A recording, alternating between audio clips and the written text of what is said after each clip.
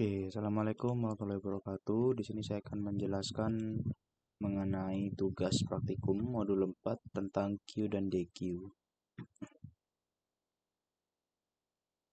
Oke, nah untuk bagian yang akan saya kerjakan yaitu bagian implementasi di 2.1 scheduling atau penjadwalan.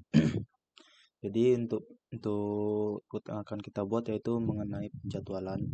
Di sini ada poin-poinnya yang harus diperhatikan. Yang pertama, semua task masuk ke dalam antrian. Setiap task ini terdapat atribut waktu yang dibutuhkan masing-masing task untuk menggunakan CPU. Misal task A membutuhkan waktu untuk proses di CPU selama 7 detik.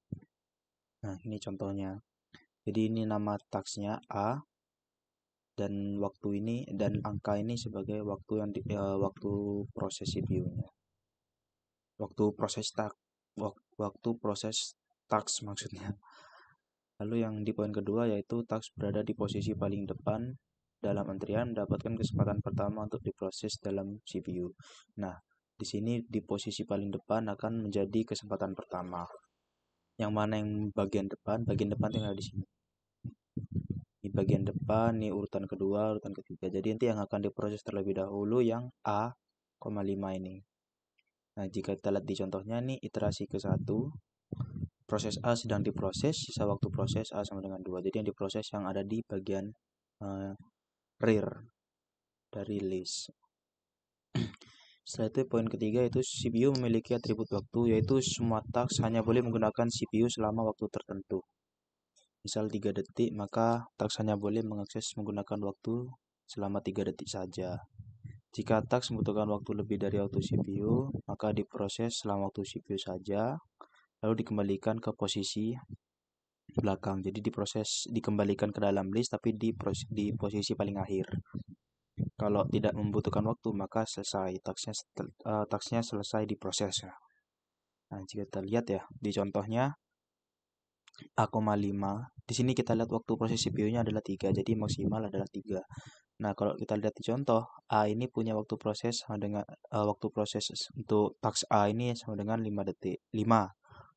Karena lebih dari 3, maka yang diproses hanya 3 saja. Jadi masih ada sisa waktu task A itu sebanyak 2. Maka nanti di bagian listnya itu akan dikembalikan lagi ke dalam list di posisi paling akhir. Jadi menempati urutan terakhir. Begitu seterusnya sampai semua task selesai.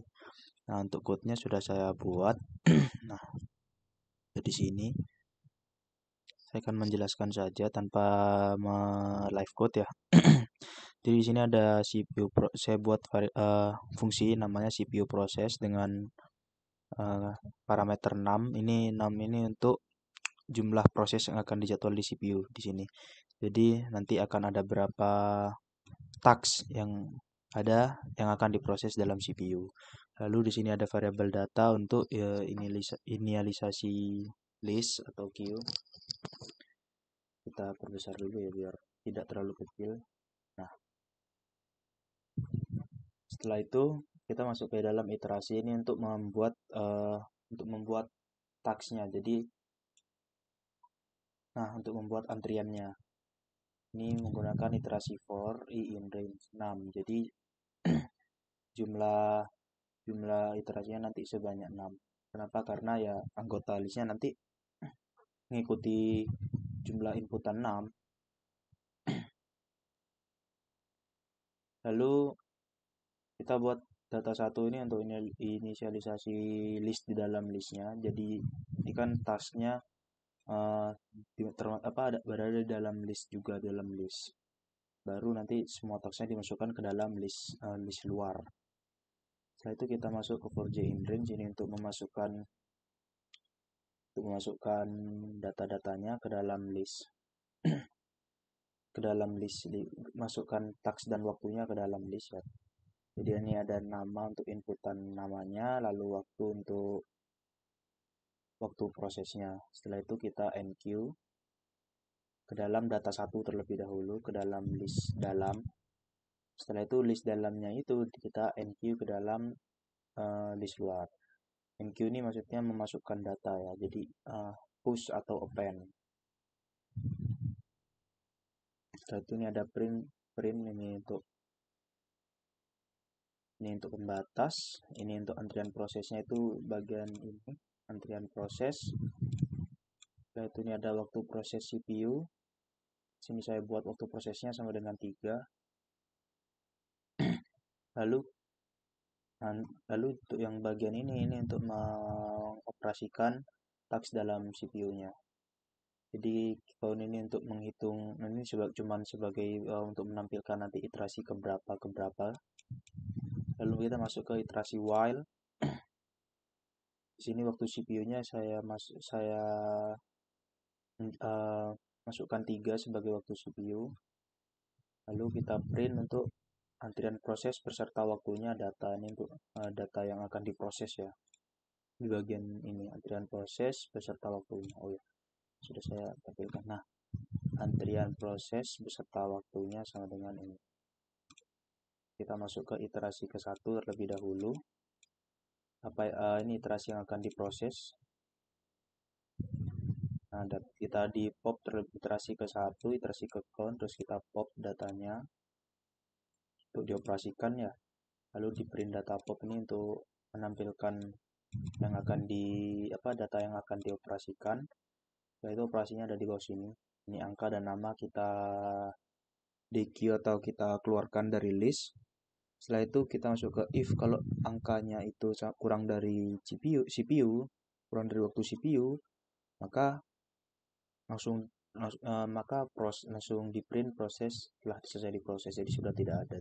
Dan di sini tidak perlu kita enq ya. Jadi tidak perlu dimasukkan dalam list lagi karena sudah habis waktunya. Nah, kalau datanya itu lebih dari waktu CPU, maka kita buat inisialisasi terlebih dahulu ini untuk memasukkan nanti ke dalam list data ini untuk menampung ini ya data setelah diproses. Jadi misal A5 yang awalnya A5 itu hanya dikurangi 3 dikurangi waktu proses CPU, lalu nanti itu A sama dengan 2, A dan waktu proses sisanya ini akan dimasukkan ke dalam list. Nah, A,2 di sini.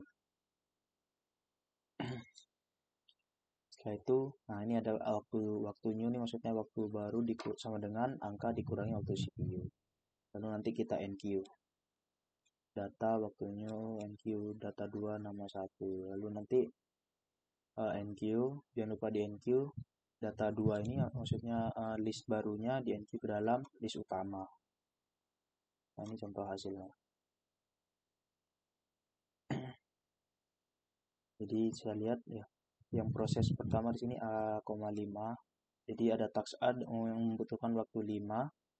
Kita proses karena waktu CPU yang saya masuk, waktu proses CPU-nya itu sama dengan 3, maka 5 ini termasuk lebih dari waktu proses CPU, maka 5 nanti dikurangi 3 sama dengan 2. Sisa waktu A sama dengan 2. Nah, itu A dan 2-nya kita masukkan ke dalam list tapi di posisi paling belakang. Dia akan diproses terakhir. Setelah itu kita masuk ke iterasi kedua misalnya. Jadi B sama dengan membutuhkan waktu 9. 9 ini lebih dari 3. Maka proses B, maka 9-nya akan kita kurangi 3 lalu di append ke dalam list lagi. Di posisi paling belakang. Itu begitu seterusnya sampai sisa datanya kosong. Kenapa sampai sisa datanya kosong? Karena di sini while-nya condition while-nya while not is empty. Jadi kalau tidak kosong maka masuk ke while. Kalau datanya kosong atau listnya kosong maka keluar dari while. Itu saja dari saya. Assalamualaikum warahmatullahi wabarakatuh.